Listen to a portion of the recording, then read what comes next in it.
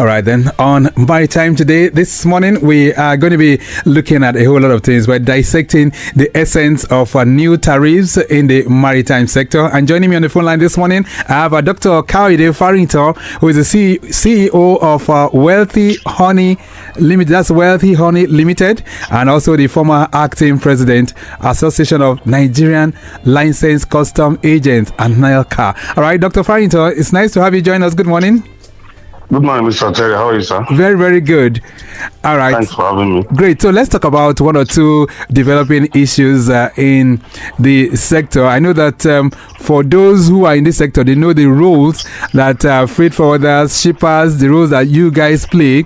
But let's start first with, very recently, the Minister for Marine and Blue Economy, he did say that the ministry generated 1.83 trillion naira as at 2025, which is a very, very huge improvement from what was recorded in previous years, meaning that the ministry is really having a whole lot in terms of gains. How do you assess that, Dr. Farrington? It must be very, very positive for the industry.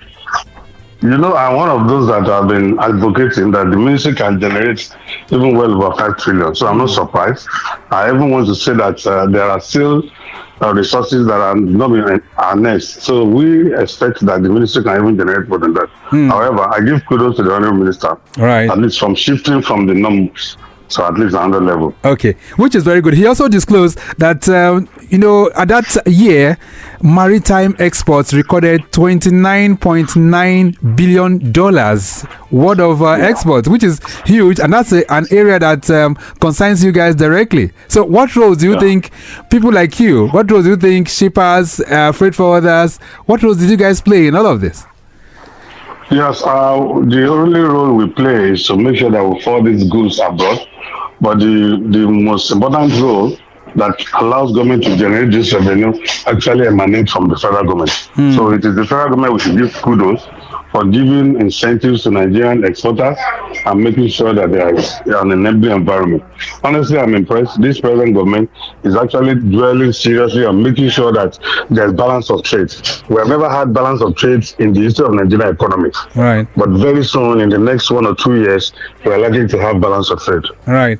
Let's talk about the latest now, because very recently we had the issue of increase in tariffs, and that really generated a whole lot for freight forwarders like you until it was suspended. Now the Shippers Council is saying they are engaging, they are doing some consultation before we can have this carried out. What is the take of freight forwarders, licensed custom agents like you? What are you guys hoping for this proposed increment? What's your take? My take is that as of the time they proposed in increment, it was not due and it was not necessary. And that. Hello, can you hear me? Hello. Okay, yes, I can hear you now. Go ahead. Yes. As of the time the increment was proposed, I'm one of those that said it was not necessary because it's going to add to cost of cargo clearance. Right. But yesterday's engagement is a tacit approval to the various shipping companies from Nigerian Shippers Council, and it is very, very unfortunate. Not even now, there's gridlock in the economy. Nothing is moving in the industry in the last 2 weeks that we have commenced the single window implementation. This is not too good.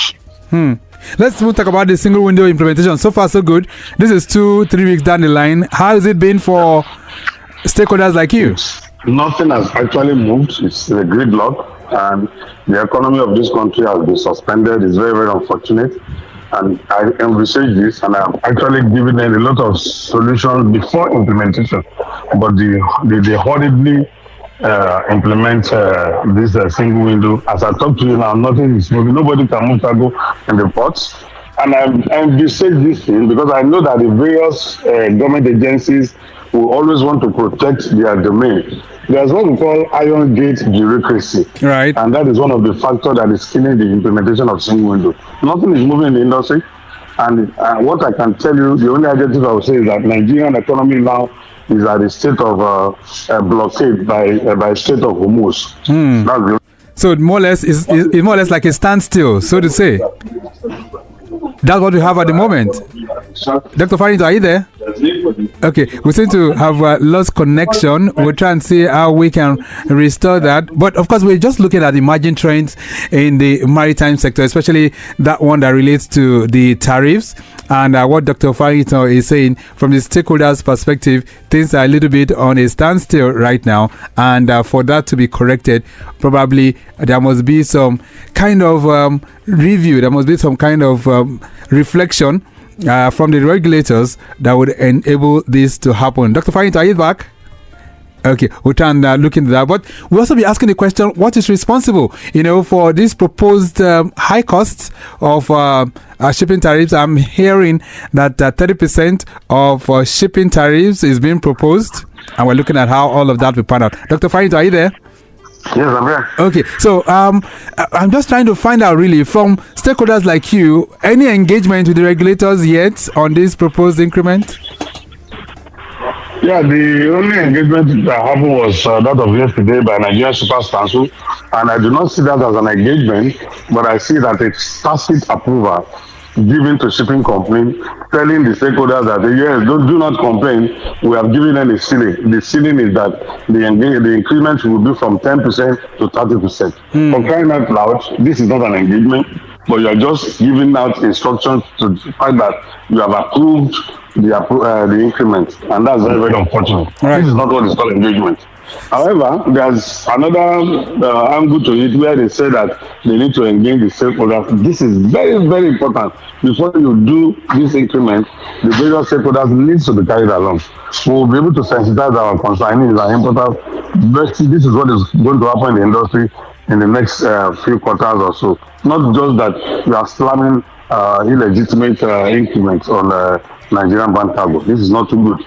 And we continue to lose our cargo if there is no attitudinal change in the part of our federal government policy in this area. And what is responsible? I mean, what is the need? Why do we need to really, really improve or perhaps increase these tariffs? Why is this increment coming up at this time? Well, as of the time they proposed the increment, there was even no need for it. However, in view of the situation that is happening in the whole world now, where we have the Strait of Hormuz that is being blocked, you and I will agree with me that for vessels to come to Africa, you need to go around. They don't have access to the Strait of Hormuz. Some of them go through South Africa before they access Nigerian waterways, and that there's an additional 30 days to that, and that is there will be an increase in bunker, and this will automatically increase freight. So these are minimal things, and the various thing that is very obvious now for you to increase. Right. But before now, they have actually proposed that increment, which was not necessary. Okay, so are we saying now that if things return to normalcy at the Strait of Hormuz, will this increment be reversed?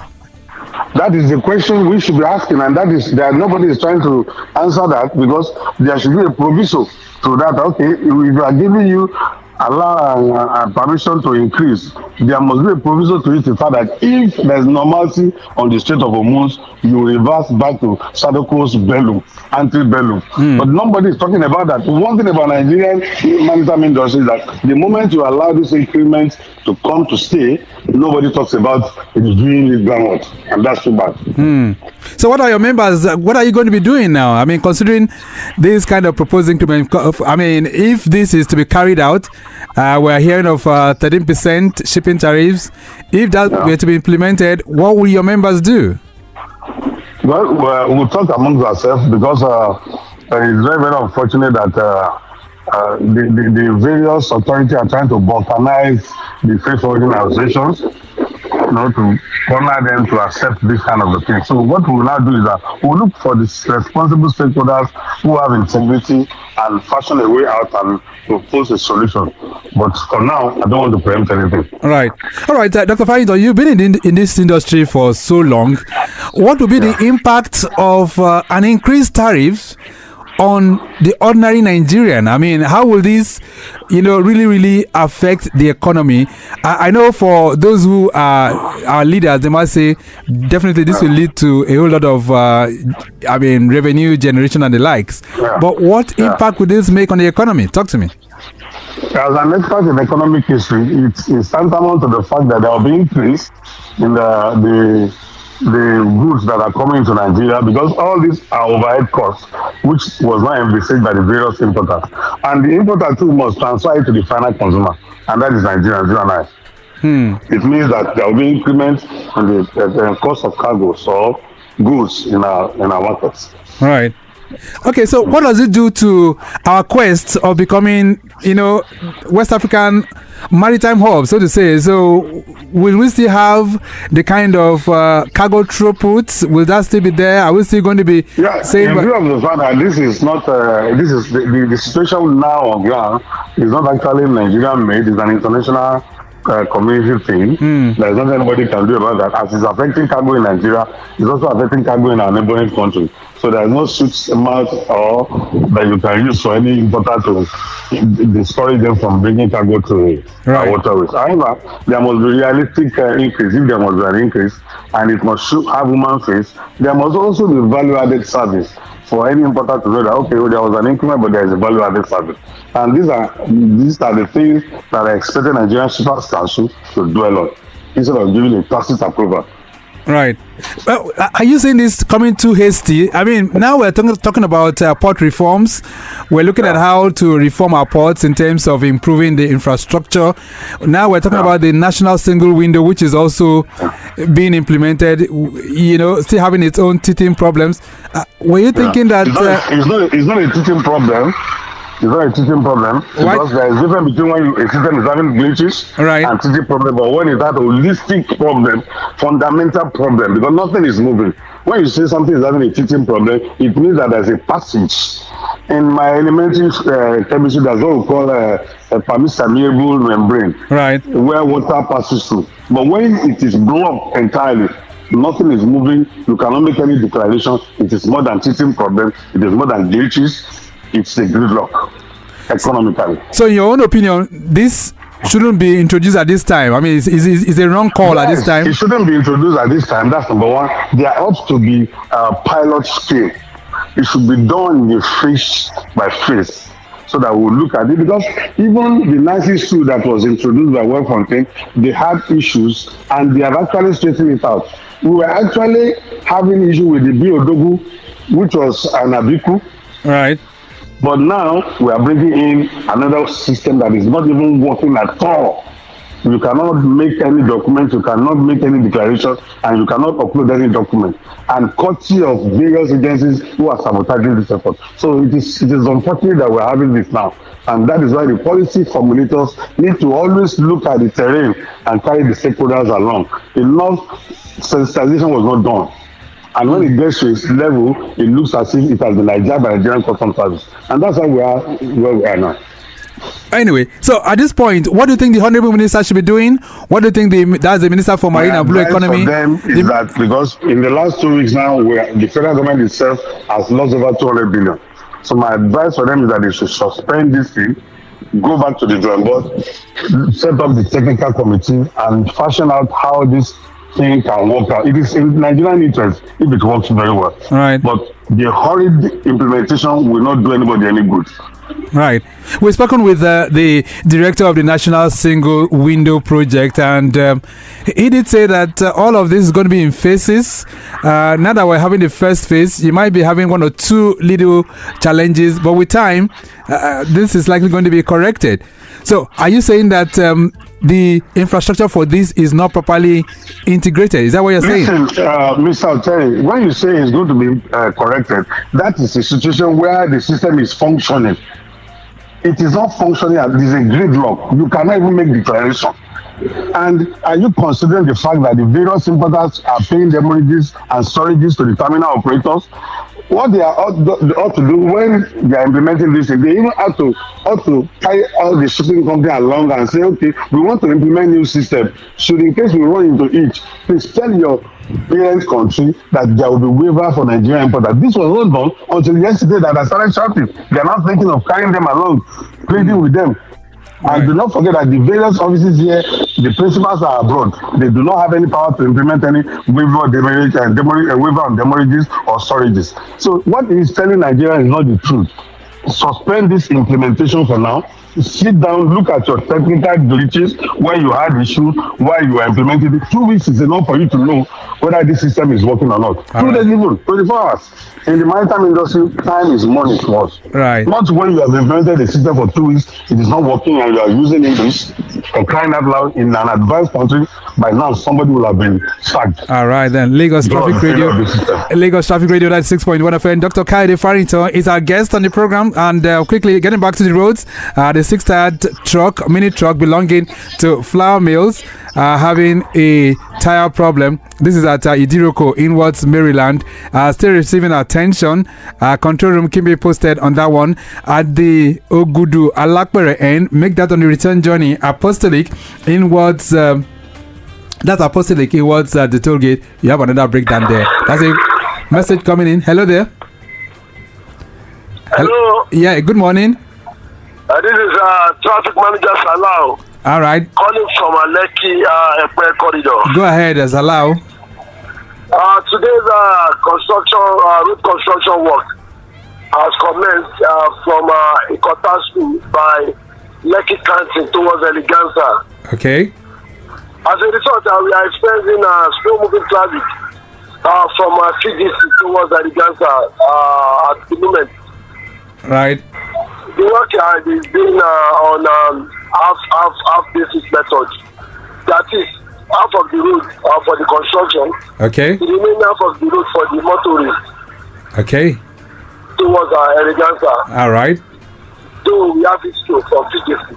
Okay. Very good. Motorists at large. All right then. Thank you so much for that one. That's Salau from the Lekki Ekpe corridor talking about the resumption of construction. But of course, we still have 2 lanes that are open for the motoring public as well. All right. So Dr. Farrington, as we gradually wind to the end of the program this morning, let's play. What do you think we should be doing now urgently? What is needed? The first thing to be done is to suspend the national single window. Call out the technical committee and the various stakeholders and maybe lock them in a room and fashion out how it will work. That's number one. Number 2, there must be an apology to the trading ecosystem because it's a serious distortion. Federal government herself has not generated revenue in the last 2 weeks, and see how we can now advise the various importers on the issue of damages and storages. Lead the shipping company if at all they will waive it. Right. If they will waive it, fine. If they won't waive it, well, that is not too good for us. So that's number one. Secondly, there is need for going forward for federal government to see that I have said this severally, that generating 1 trillion naira in the ecosystem for the blue economy, we shouldn't be celebrating it for now. Okay. We should be aiming at 5 trillion naira annually. I'm one of those that is saying that if the minister is short of ideas, he should call stakeholders, particularly experts in this industry, so that we can advise, even though our advice may not be free for now, at least it will add to the value of the revenue that will be generated to the federation account. Having said that, I want to give kudos to the federal government for listening on the issue of the 2026 import guidelines, because on vehicles now they have reduced import duty to 20% duty and 20% levy. I give them kudos for that, and a lot of commodities rate of duty has been reduced. So I give APC government, I give them kudos for that. At least that shows that they are listening, and I'm impressed. Okay. So. All right, we'll leave it at that for now because I know there's a whole lot that we can really touch on. But let me appreciate you, Dr. Kayode Farrington, for joining the conversation this morning to help us analyze some of these emerging trends in the maritime sector. Thank you so much for connecting with us.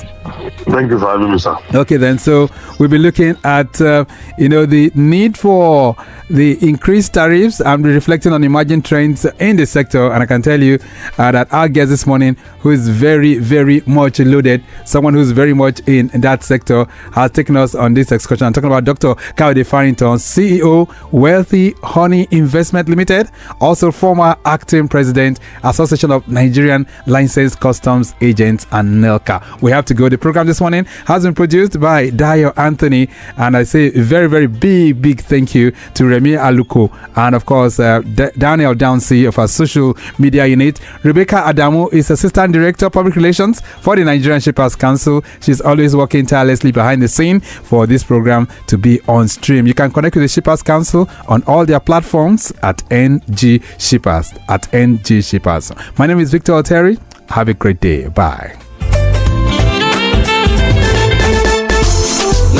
Nigerian Shippers Council day to serve you well. No matter the problem, we go solve them for you.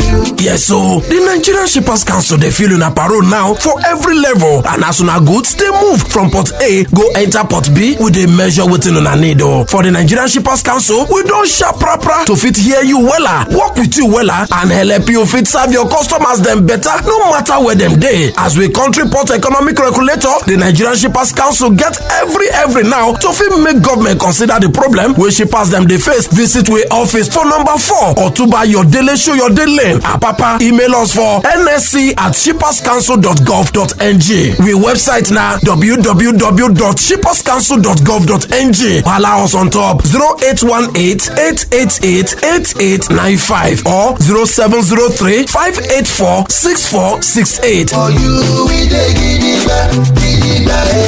Nigerian Shippers Council with the meeting for the port of Nanir.